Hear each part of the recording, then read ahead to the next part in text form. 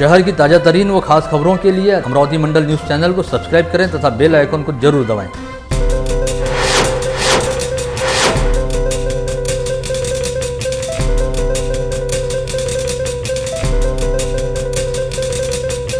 नमस्कार, दैनिक अमरावती मंडल के मंडल news bulletin में आप सभी का स्वागत है। आइए पेश करते हैं आज की कुछ खास खबरें।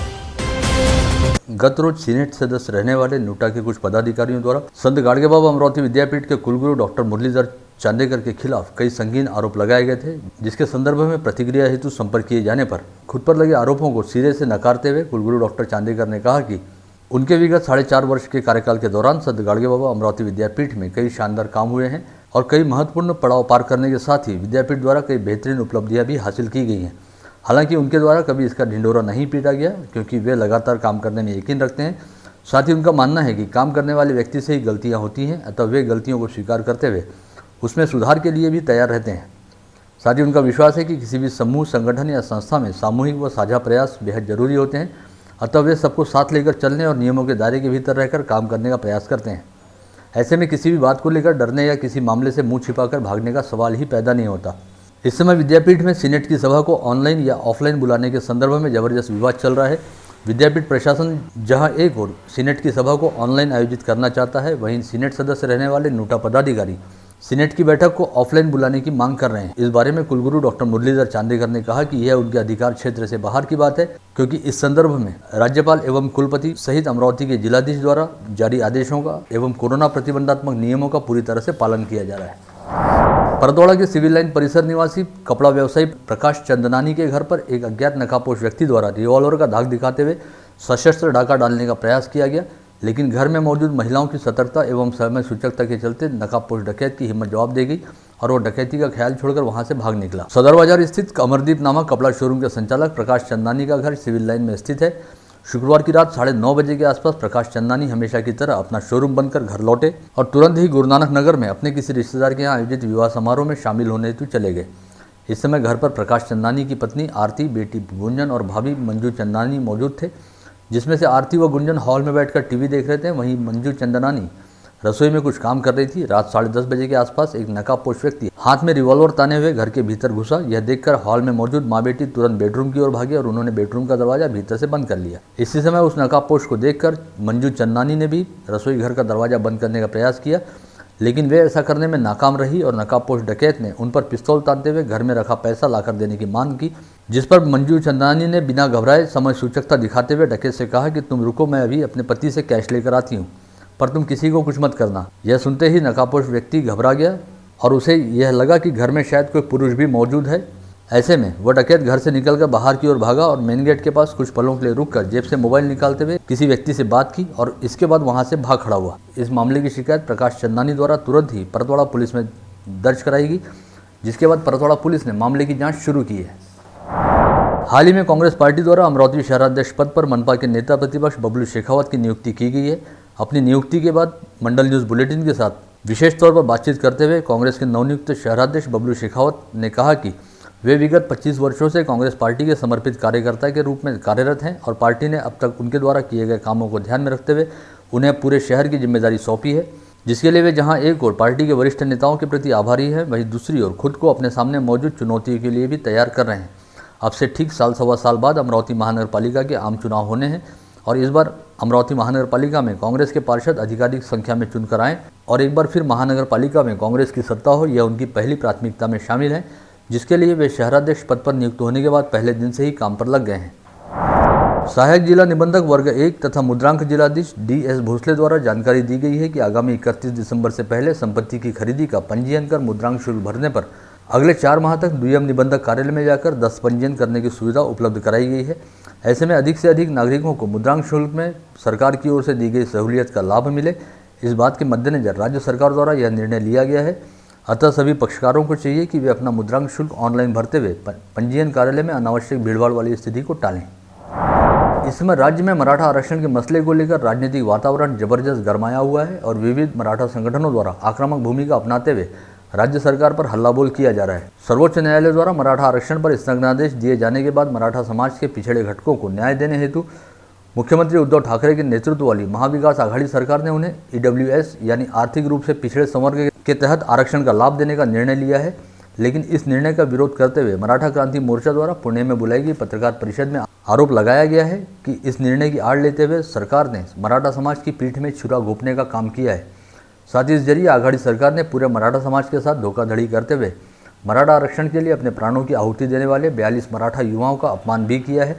यदि सरकार ने अपने फैसले को तुरंत वापस नहीं लिया तो मराठा समाज द्वारा सड़क पर उतरकर तीव्र आंदोलन किया जाएगा। देश के पहले कृषि मंत्री तथा शिक्षा महर्षि डॉक्टर पंजाबराव उर्फ भाऊ साहब देशमुख की 122वीं जयंती निमित्त स्थानीय पंचवटी चौक स्थित डॉक्टर पंजाबराव देशमुख स्मारक परिसर पर आकर्षक रोशनाई की गई है, जिससे इस परिसर का दृश्य काफी नयनाभिराम हो गया है। रविवार 27 दिसंबर को डॉक्टर पंजाबराव देशमुख का जयंती उत्सव बड़ी धूमधाम के साथ मनाया जाएगा। इसके तहत श्री शिवाजी शिक्षण संस्था द्वारा विभिन्न कार्यक्रमों का आयोजन भी किया जाएगा, जिसका सीधा प्रसारण shivaji.live लिंक के जरिए यूट्यूब पर किया जाएगा। इस जरिए सभी लोग इस जयंती उत्सव के कार्यक्रम में शामिल हो पाएंगे और लाइव चैट के जरिए भाऊ साहब को अपनी आदरांजलि अर्पित कर सकेंगे। भारतीय सेना में तैनात तथा मूलतः अचलपुर तहसील के पिंपलखुटा गांव निवासी कैलाश कालू दहीकर नामक वीर जवान की विगत बुधवार को कर्तव्य पर तैनात रहने के दौरान एक हादसे में मौत हो गई थी। इस समय हिमाचल प्रदेश में कड़ाके की ठंड पड़ रही है और मौसम बेहद प्रतिकूल है, जिसकी वजह से वीर जवान के पार्थिव शरीर को अमरावती लाए जाने में कुछ विलंब हो रहा है। इस संदर्भ में जिला सैनिक कल्याण अधिकारी कार्यालय द्वारा जानकारी देते हुए बताया गया कि संभवतः आगामी सोमवार या मंगलवार तक वीर जवान का शव उनके पैतृक गांव पहुंचेगा, जहां पर पूरे सैनिक सम्मान के साथ उनके पार्थिव पर अंतिम संस्कार किए जाएंगे। वहीं इस समय वीर जवान कैलाश दहीकर का अंतिम संस्कार करने हेतु उनके पैतृक गाँव पिंपलखुटा में तमाम आवश्यक तैयारियाँ शुरू की गई हैं, जिसके तहत गाँव में अंतिम संस्कार हेतु ईंट और सीमेंट से एक चबूतरा बनाया जा रहा है। इस हेतु गांव के सरपंच गजानन येवले ने अपने खेत में जगह उपलब्ध कराई है, जहां पर ग्रामवासियों द्वारा श्रमदान के जरिए साफ सफाई व चबूतरे का काम किया जा रहा है। इसी चबूतरे पर कैलाश दहीकर के पार्थिव का अंतिम संस्कार किया जाएगा, जिसे कालांतर में उनके समाधि स्थल का स्वरूप भी दिया जाएगा। पिंपलखुटा में चल रही तमाम तैयारियों का जायजा लेने हेतु मेलघाट क्षेत्र के विधायक राजकुमार पटेल शनिवार को इस गाँव में पहुंचे और उन्होंने शोक संतप्त परिजनों से दोबारा भेंट करते हुए उन्हें सांत्वना दी। हाल ही में संपन्न शिक्षक विधायक पद के चुनाव में प्रत्याशी रहे शिक्षक महासंघ के अध्यक्ष शेखर भोयर ने स्थानीय श्रमिक पत्रकार भवन में बुलाई गई पत्रवार्ता में आरोप लगाया है कि इस बार शिक्षक विधायक पद के चुनाव में 5,000 फर्जी मतदाताओं ने मतदान किया है, जिनमें शालाओं के लिपिक व शिक्षकेतर कर्मचारियों के साथ ही प्रयोगशाला परिचर व अस्पताल की नर्सों तक का समावेश रहा। साथ ही इस चुनाव में बड़े पैमाने पर भ्रष्टाचार भी हुआ है। ऐसे में उन्होंने निर्वाचन आयोग से बोगस मतदान की जाँच करने, इस हेतु जिम्मेदार व्यक्ति पर अपराध दर्ज करने तथा इस चुनाव व चुनावी नतीजे को खारिज करने की मांग की है। साथ ही उन्होंने इस विषय को लेकर अदालत में रिट पिटीशन भी दाखिल किए जाने की जानकारी दी है। भारतीय जनता पार्टी के स्थानीय कॉटन मार्केट मंडल में पार्टी कार्यकर्ताओं व पदाधिकारियों के लिए 2 दिवसीय प्रशिक्षण वर्ग का आयोजन किया गया। स्थानीय रामपुरी कैंप के झूलेलाल लाइन स्थित प्रेम प्रकाश आश्रम में आयोजित इस शिविर का उद्घाटन शनिवार की सुबह 12 बजे भाजपा के शहराध्यक्ष किरण पातुरकर द्वारा किया गया।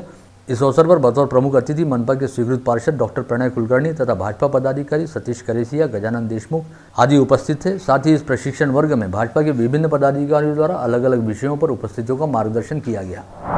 अमरावती शहर में पुलिस, SRPF, CRPF तथा अन्य सशस्त्र दलों में भर्ती होने की इच्छा लेकर जिले के विभिन्न ग्रामीण क्षेत्रों से कई युवा भर्ती पूर्व प्रशिक्षण करने हेतु यहाँ आते हैं, क्योंकि अमरावती शहर के पूर्वी छोर पर कई नामांकित कोचिंग क्लासेस द्वारा उन्हें भर्ती पूर्व प्रशिक्षण दिया जाता है, लेकिन इन विद्यार्थियों व संस्थाओं के पास शारीरिक प्रशिक्षण के लिए मैदान उपलब्ध नहीं है। अतः प्रशासन द्वारा देश सेवा करने के इच्छुक इन युवाओं के लिए शारीरिक प्रशिक्षण हेतु त्वरित मैदान उपलब्ध कराया जाए, इस आशय की मांग अमरावती पीस फोरम द्वारा जिलाधीश शैलेश नवाल को सौंपे गए ज्ञापन में की गई है।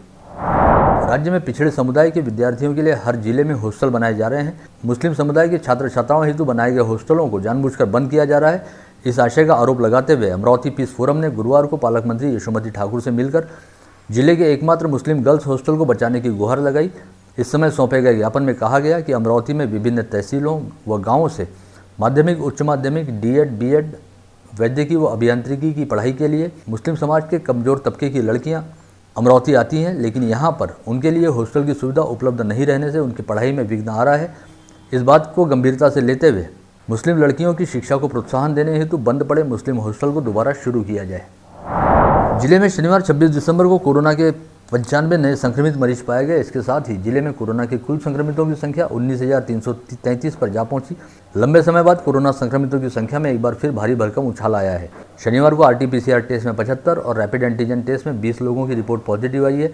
जिनमें 6 अल्पवयीन बच्चों सहित 55 पुरुषों व 34 महिलाओं का समावेश है। इनमें अमरावती शहर के 39 और ग्रामीण इलाकों के 56 लोगों का समावेश है, जिसमें सर्वाधिक 31 संक्रमित अकेले आदिवासी बहुल मेलघाट क्षेत्र की धारणी तहसील के विभिन्न हिस्सों से पाए गए हैं। लंबे समय बाद पहली बार ग्रामीण इलाकों में इतने बड़े पैमाने पर कोरोना संक्रमित मरीज पाए गए हैं। जिले में इन दिनों चोरों द्वारा बड़े पैमाने पर बंद घरों को अपना निशाना बनाते हुए चोरी व सेंधमारी की घटनाओं को अंजाम दिया जा रहा है। सेंधमारी करने के लिए चोरों द्वारा विभिन्न तकनीकों का प्रयोग किया जाता है, जिसके सामने घरों के दरवाजों पर लगाए गए ताले भी टिक नहीं पाते और बड़े से बड़े तालों को चोरों द्वारा बड़ी आसानी से तोड़ दिया जाता है। साथ ही घर के मुख्य दरवाजे पर रहने वाले हैंडल व कुंडियों को भी चोर बड़ी आसानी से तोड़कर घर के भीतर प्रवेश करते हैं। इस बारे में की गई पड़ताल और ताला विक्रेताओं से की गई पूछताछ में पता चला कि बड़े बड़े आलीशान और महंगे घर बनाने वाले लोग बाग घरों की साज सज्जा पर तो बढ़ चढ़कर खर्च करते हैं, लेकिन लाखों करोड़ों रुपयों की लागत वाले अपने घरों के लिए मात्र 100-200 रुपये मूल्य के ताले खरीदते हैं। साथ ही हैंडल लॉक और कड़ी कुंडियाँ भी बेहद हल्के दर्जे वाली होती हैं, जिसकी वजह से चोरों का काम काफ़ी आसान हो जाता है। ऐसे में यह बेहद ज़रूरी है कि लोग बाग अपने घरों की सुरक्षा के लिए किसी तरह का कोई समझौता न करें और अपने महंगे घरों के लिए मजबूत ताले व गुणवत्तापूर्ण हैंडल व कड़ी कुंडी ही खरीदें, ताकि चोरों व सेंधमारों द्वारा उनके घरों में आसानी से चोरी या सेंधमारी न की जा सके। लापता हुए बच्चों को खोजकर उन्हें उनके माता पिता के हवाले करने हेतु पुलिस द्वारा 1 दिसंबर से 31 दिसंबर के दौरान ऑपरेशन मुस्कान का 9वां चरण चलाया गया है, जिसके तहत पहले पखवाड़े में पुलिस ने 18 बच्चों को खोज निकाला, जिसमें से 11 बच्चों को उनके अभिभावकों के स्वाधीन किया गया। साथ ही 7 बच्चों को बाल कल्याण समिति के सुपुर्द किया गया है। इन 18 बच्चों में 6 लड़कों व 12 लड़कियों का समावेश है। ये सभी बच्चे सड़कों पर भीख मांगने के साथ ही अन्य लोगों के सहारे अपना जीवन जी रहे थे, जिनके वापस मिल जाने पर संबंधित अभिभावकों के चेहरे पर खुशी की लहर देखी गई है। जिले की चांदूर बाजार तहसील में आने वाले आसेगांव पूर्णा थाना क्षेत्र के पूर्णानगर मकरंदाबाद में एक बुजुर्ग महिला की हत्या करने के बाद फरार हुए आरोपी को 8 साल बाद आसेगांव पूर्णा पुलिस ने अहमदनगर जिले के शिरडी से हिरासत में लिया है।